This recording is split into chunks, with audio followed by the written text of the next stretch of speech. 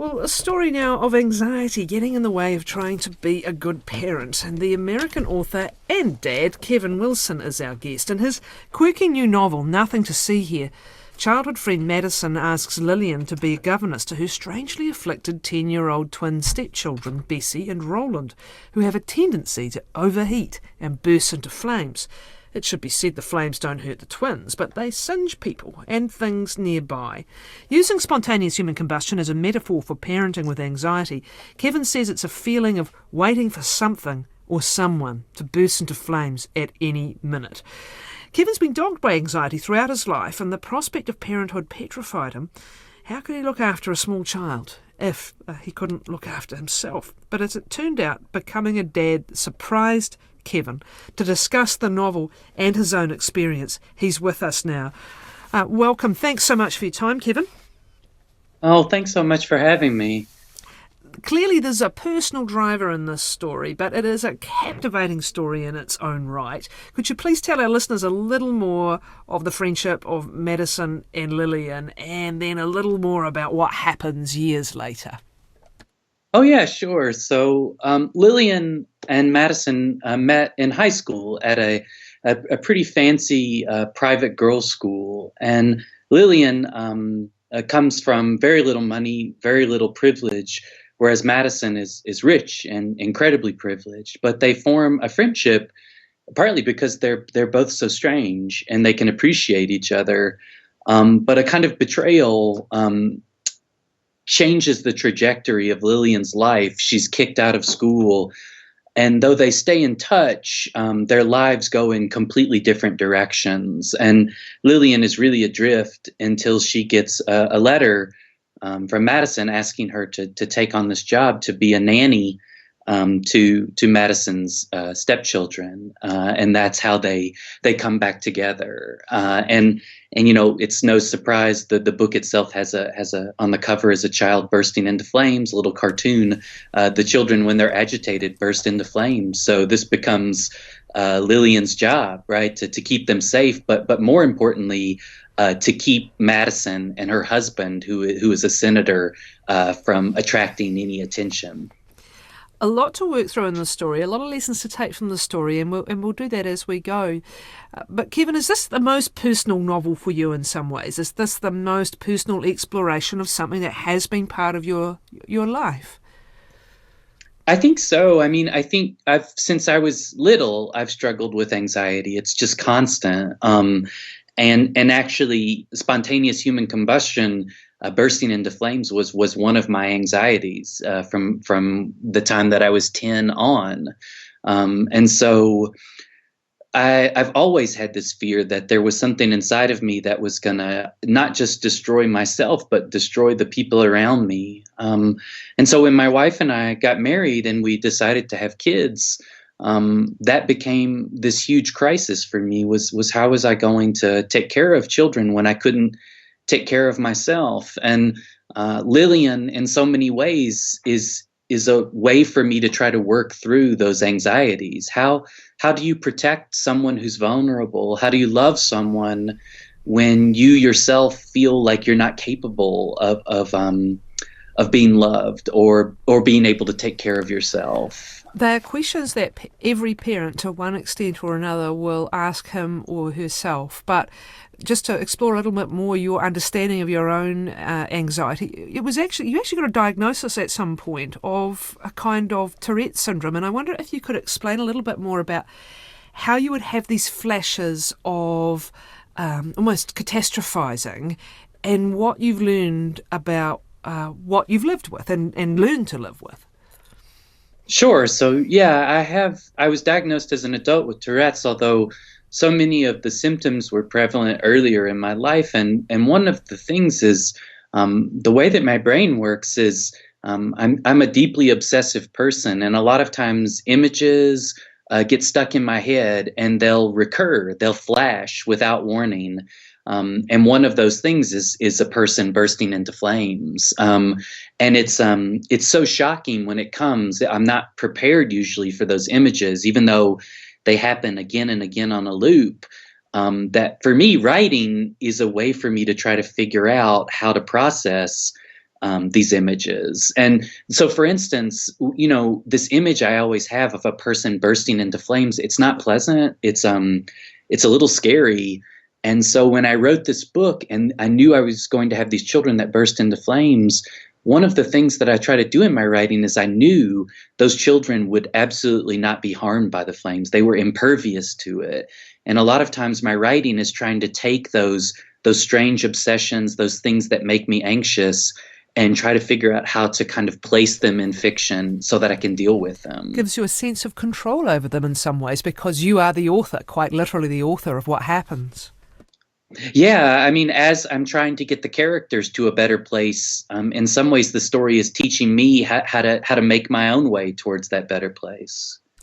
Let's talk about the lessons you've learned, I guess, becoming a parent and how this, whatever doubt someone is experiencing or insecurity someone's are experiencing or straight out anxiety someone's experiencing, what you've learned. You're fascinated by the relationship between parents and children, the imperfection and the vulnerabilities of one human being taking on responsibility for another. I mean, that's it in a nutshell, isn't it? It's an enormous leap of faith. It is. It absolutely is. And I think what having children has taught me, and also writing about those relationships, is what I didn't fully understand is, it's our job. I don't think it's just parents and children, but I think it's our job in this world. Whatever comes next, I don't know. But I think it's our job to get everybody safely to that next thing, to do everything we can to protect each other so that we all make it safely to whatever comes next. And in your head, you think, oh, well, of course, obviously, we should protect people who are vulnerable. And that's altruistic. And it sounds really lovely. But I think if it was that easy, then we wouldn't have problems, right? What's difficult is that all of us have our own strange hangups. We have our own anxieties. And as we try to help or protect other people, the strangeness of our own lives complicate that. And what I've learned is that there isn't a perfect way to take care of someone. There isn't a perfect relationship. And what you have to do is accept the fact that you have to make yourself vulnerable to protect the people that you love. And you have to be willing to take the pain that comes with that. And you also, for me as a parent, what I had to come to terms with was I was going to unintentionally do things that hurt my children, that the decisions that I made, I would sometimes mess up. And that didn't mean that I didn't love them, and it didn't mean that I wasn't a good parent. It just meant that if you're willing to be vulnerable and protect someone, you're going to make mistakes sometimes. That is the nature of any relationship. The flip side of loving is the hurting, and we all have to reconcile ourselves to that, I guess. But it is particularly acute with children. You reframed how it should be in some ways. You reframed the idea of the strong protecting the weak, and that freed you. Yeah, I think, Madison and her husband are incredibly powerful people. They're incredibly privileged people. And as I wrote this book and as I look around at the world around me, it seems that the people who are most in a position to protect the vulnerable, and it's not to say that I don't understand it, but I think they're a little terrified of vulnerability. I think they're repulsed a little bit by people who need so much. And so the response for Madison and Jasper are to build walls, to protect themselves. And it's Lillian, who comes from nothing, who's willing to walk right into the fire and know that she's going to get hurt because that's what it takes to protect these kids. In introducing Lillian, when she's first offered the job of governess, you outline some of the big anxieties new parents have about bringing up kids. And it's the most basic, fundamental stuff when you're doing it for the first time. It is. I mean, my wife, I knew wanted to have a child, and I remember I was trying to find any reason not to. And I remember going to my therapist and I said, diapers are just so expensive. And she just kind of laughed and she said, if that is your major worry, I think you're going to be okay. Like, I think there are larger issues that you're going to come into contact with. So, and I found that out pretty quickly, that it goes way beyond those kind of initial concerns. You also, I guess, bring through your characters some different parenting styles, one being competitive and overprotective, the other quite the opposite, an anxious parent, at least at the start, almost seems like she doesn't care. And does this come back to your point earlier? There's no right and there's no wrong way. What did you want to explore through these different characters and their different styles? I was trying to get at some idea of, well, in some ways we survive those things. We come through it and we may be damaged by them, but I'm not certain what the perfect way is. And as I'm taking care of my own children and my oldest son, who really also struggles with anxiety, you'd think that I would be perfectly prepared to handle that, but I'm not. His anxiety is different than mine. And what I have to remind myself over and over again is to kind of accept that he is not me, and the things that I need are not exactly the things that he needs. And that's just the imperfection of parenting, of caring for someone. It's a lovely text that's just come in. My partner suffers from anxiety day to day and wasn't supported when he was growing up, as his family had no concept of anxiety. Now in our 50s with teenage children, we're able to better understand supporting and teaching them how to deal with their insecurities and anxieties as they grow, so they'll be less impacted by it in their lives. It's hard though, but watching my partner and kids becoming well more often through this is magic. It's part of what you've done here, isn't it, is to put it all out there, and for a long time we didn't put this kind of feeling out there. We were stoic, we were staunch. Yeah, I mean, when I grew up, I was a teenager in the 90s. To think that anxiety or mental instability, that I was, medicated and seeing a therapist, that to me was the worst thing that could possibly happen. And one of the most reassuring things about my own children is it's not just my kids, it's how open his friends are. It's how open this generation is about the way that they feel and what they need. And to me, Griff, my son, is anxious, but it's not a source of shame for him. And that makes me so happy that it doesn't erase the anxiety, but being able to talk about it, to have other people that support you is so important. The spontaneous combustion is obviously a metaphor, but as you have said, it is something that almost obsessed you. It's funny, I saw you refer to where you first read about it in childhood, and I remember reading about it in childhood, and I can still see the cover of the book, but I can't recall what it was now. But it is startling, this concept that a human being could just be standing somewhere or sleeping somewhere and combust. All these decades on, do we know more about it and whether it actually happens or whether it is just one of those areas of almost mythology that would be written about from time to time? What do we know about it? Yeah, sometimes in some ways I'm really, I kind of rejoice in the fact that I grew up in the 80s and 90s before I had access to every bit of information in the world, because that mystery of spontaneous human combustion was partly based on the fact that I could only find like one or two paragraphs in a library book. That made it more mysterious. And now, as I read on the internet, of course, this doesn't really seem possible. It's really just a myth, or it's just a lot less magical than what we might think. It's really just someone catching on fire because of a spark. And so that's less interesting to me. I would rather be a little afraid of the magic of it than have it ruined. And it is metaphorical, as we said, important to you, as you said, that their spontaneous combustion does not hurt the children, but it does singe those around them. And in what way does that happen? In what way is that part of what you're trying to convey here? Well, I think for me, especially when I look back, I had a nervous breakdown a few years after I'd been married. It was my wife and I, and I had to be hospitalized. And one of the things I think about a lot was was how little in those moments I was just kind of feral. Like I didn't care or couldn't understand anyone else around me. That all I could focus on was what I felt in my brain and how it was failing me. And so I know that I unintentionally made people scared. I made people worry for me in ways that I wish they didn't have to. And in so many ways, no matter what happened to me, there are times that what I feel worse about is that feeling of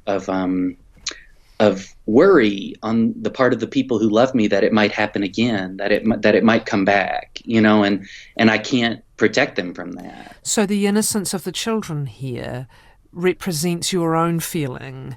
You were innocent, you were sick, but that didn't stop you from feeling like you were singeing others. Right, exactly. And I think that's, in a lot of ways, again, it goes back to altruism and what we want to believe, that we want to help other people who are in need. But I think in a lot of ways, sometimes when we want to do those altruistic things, we want the person to appreciate it, to thank us. And most of the time, people that really deeply need that kind of altruism, they're in no position to recognize or thank. It's just something you do because it's what's going to keep them safe. And I think about that a lot with me, was just I wasn't capable of understanding how many people were keeping me from going under. Your writing continuously returns, it seems, to compassionately exploring the human condition, to compassionately exploring the complexities of families, and this idea that something's good or something bad, something's bad. But you do it with humour, and I'm curious, talking to Elizabeth Strout earlier about her books, Olive Kitteridge books, the one thing we probably didn't get into was just how much humour is threaded throughout even some of the most kind of, galling moments or cringing moments. And for you, do you return to humour again as the safe way to explore the imperfections of who we are and who our families are? Oh, absolutely. I think one of it is that I have a kind of skewed sense of humor, and what I've always believed is that the line between sadness and humor is really thin. It's so permeable, and they mix together so well. And also, just the way that I write is that I am a little afraid to write seriously sometimes. That the way that I deal with deeper, darker issues is that I start with lightness, and if I can get the reader to laugh, if I can get them to feel a little bit of that absurdity, little by little, I can turn it down and get to something that's real, something that's a little darker or a little heavier. But I can't do it right from the start. I've got to kind of move slowly. Kevin, given the intensity of the anxiety that you described and your fear of parenting, one's left wondering, could you have missed the joys of it? Could you have missed out on it? And it's taken courage to do it anyway.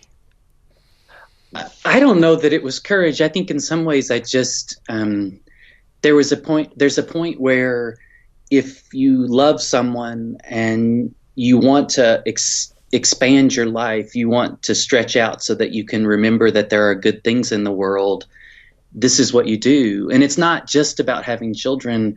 And for instance, one of the things I really wanted to do with this story is that Lillian is not their mother, right? She didn't give birth to these children. It's not necessarily just that, oh, you should have children and you'll become a better person. To my mind, what it is that the more, no matter how terrified you are of the world, the more you open yourself up to it, the more possibility there is for magic, the more opportunity there is to not just save yourself, but to save someone else. So, yeah, I know that I would have missed so much. I would be a hermit. I would never leave the hole in the ground that I would dig for myself if I hadn't expanded and opened my world to these children. Kevin, thank you so much. Kevin Wilson, the latest book is Nothing to See Here. He's also the author of several other books, including The Family Fang.